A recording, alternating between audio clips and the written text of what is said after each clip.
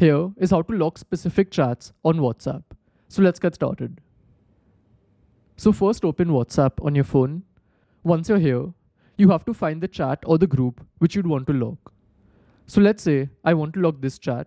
I'll just have to long click on it and then click on the three dots which are on the top right.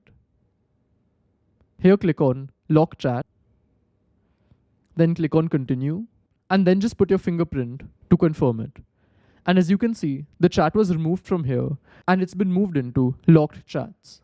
So now if I want to access this, I'll have to click on locked chats, put my fingerprint, and as you can see, the chat has come here.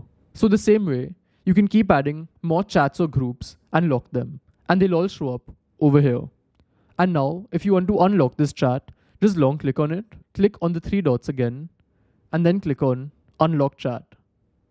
You'll have to put your fingerprint, and it's been removed from here, and now it's back in my chats. So this is how it works, and I'll see you in the next one. Goodbye.